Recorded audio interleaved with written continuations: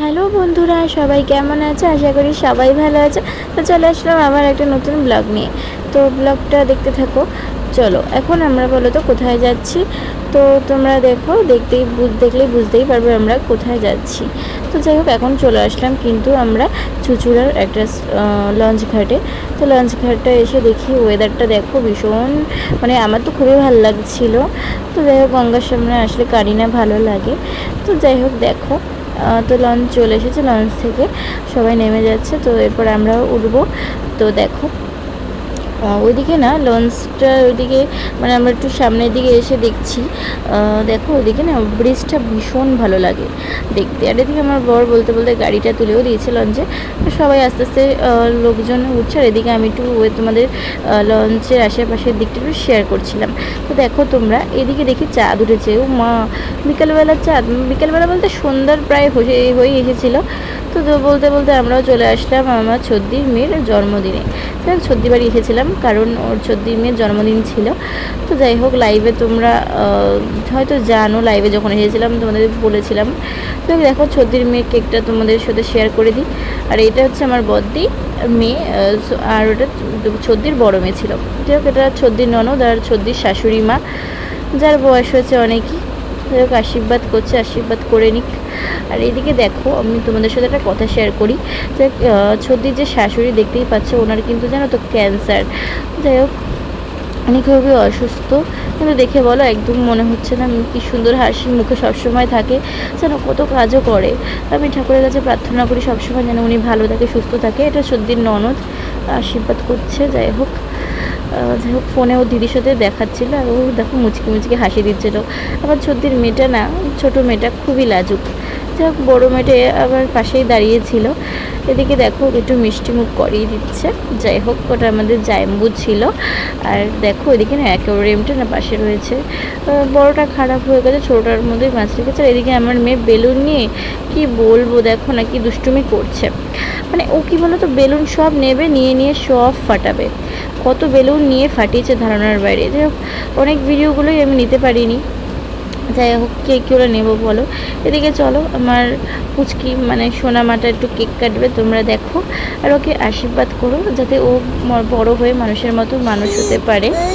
যাই হোক, আমার ছদ্দির দুটো মেয়ে খুব মিষ্টি দেখতে।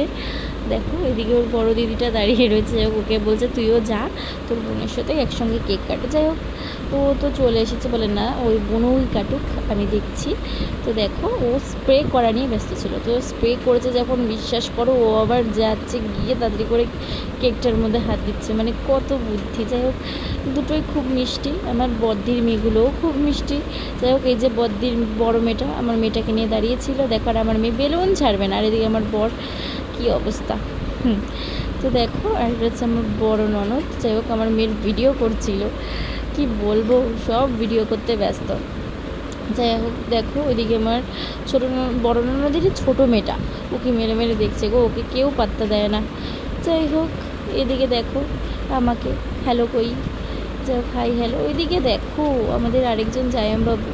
যাই হোক, আর এদিকে আমার বর ভিখারি, এর অবস্থাটা দেখো, বাটি নিয়ে বসিয়ে দিয়েছে আমার বদ্দি আর ছদ্দি মিলে। কি হাস্যকর। যাই হোক, সবাই দেখো, বাচ্চারা রয়েছে, বেশি বড় করে না, ছোটো করেই হচ্ছে। আমার বড় ননদের কি নাচ, উফ, তারাও দেখতে পাবে একটু পরে, আমার বড় ননদ আর আমার নাচ। তো যাই হোক, এদিকে দেখো বাচ্চাদের কেক কেক কাটতে নিয়ে গেছে, কেক দেবে। যাই হোক, আর কি বলবো, এদিকে আমার দেখো মিষ্টি মাকে, এটা হচ্ছে আমার আরেকটা মিষ্টি মা, আমার সঙ্গী, মানে কি বলবো, এটা হচ্ছে আমার বড় ননদের ছোটো মেয়ে। আর এদিকে আমার বড় ননদের আর আমার নাচ শুরু হয়ে গেছে। কে নাচুক না নাচুক, আমাদের তো নাচতেই হবে। তো চলো একটু নেচে নিই, আর তোমরা দেখতে থাকো।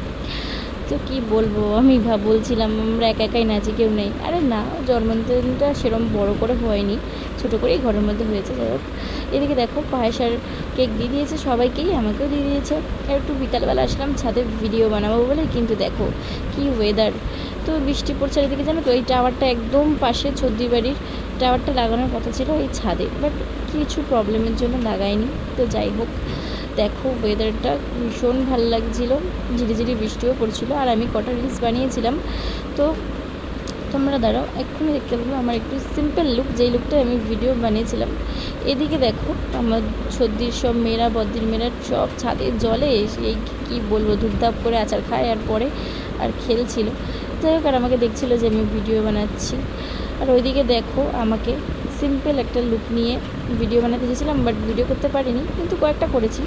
আর এদিকে দেখো কাঁঠাল সর্দি বাড়ির এদিকে এসেছিলাম একটু বেড়াতে, মানে একটু বিকেলবেলা বেরালাম, চলো একটু দেখি আমাদের সর্দি বাড়ির আশপাশটা। তো আমরা অ্যাকচুয়ালি যাচ্ছিলাম সর্দির ননদের বাড়িতে। ওদের বাড়িতে ভীষণ সুন্দর সব ফুল গাছগুলো দেখো। এই ফুলগুলো অনেকেই চেনো তোমরা, বৃহস্পতিবারে পুজোর সময় ফুল আনতে গেলে তখন পাওয়া যায়। অনেক রকমেরই ফুল আছে দেখো, এই ফুলটাকে হয়তো চিনবে।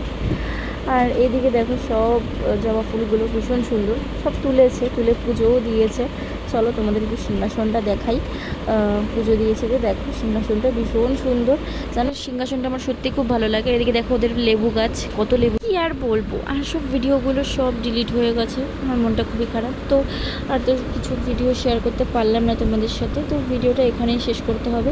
তো চলো আজকের মতো ব্লগটা এখানেই শেষ করছি। ভালো লাগলে তোমরা একটু লাইক করে দিও অবশ্যই, কিন্তু কমেন্ট করো কেমন লাগলো। তো ভিডিওটা এখানেই শেষ করলাম। তো আজকের মতো টাটা, ভালো থেকো, সুস্থ থেকো সবাই, বাই।